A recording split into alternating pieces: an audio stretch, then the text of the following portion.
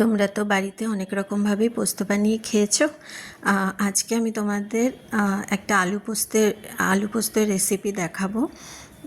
এই আলু পোস্তটা একবার তোমরা বাড়িতে বানিয়ে খেও, একদম পেঁয়াজ ছাড়া।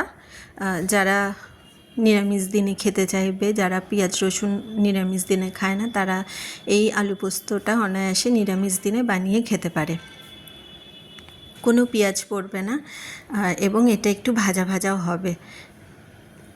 অনেকে অনেক রকমভাবে বানায়, যেমন কারুর ঘরে গায়ে মাখা হয়, কারুর ঘরে একটুখানি ঝোল রাখা হয়। তো আমি এখানে একদম ভাজা ভাজা করে দেখাবো।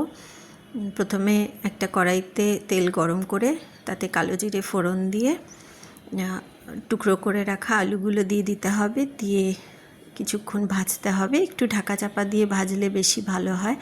একটু ঢাকা দিয়ে দিয়ে ভাজবে, যাতে করে আলুটা খুব সুন্দর করে সিদ্ধ হয়ে যায়।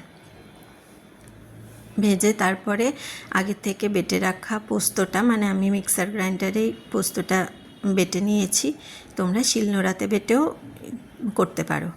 তো আমি পোস্তর সঙ্গে একবারে কাঁচা লঙ্কাও দিয়ে দিয়েছি। তো আমি এখানে 5খানার মতো কাঁচা লঙ্কা দিয়েছি। তোমরা তোমাদের ঝাল অনুযায়ী, তোমাদের স্বাদ অনুযায়ী ঝালটা কম বেশি করতে পারো। তো দেখো, পোস্ত দিয়ে বেশ খানিকক্ষণ ভাজতে হবে।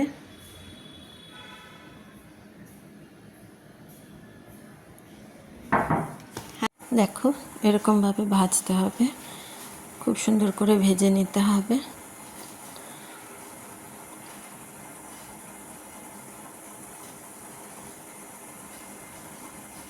একদম পুরো ভাজা ভাজা করতে হবে, পুরোটাই ভাজতে হবে।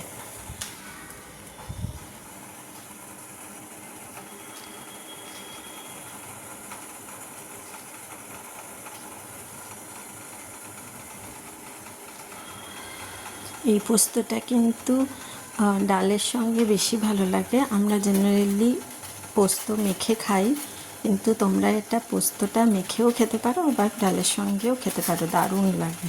তোমাদের যদি ভিডিওটা ভালো থাকে, একবার অবশ্যই লাইক কমেন্ট শেয়ার করে দিও।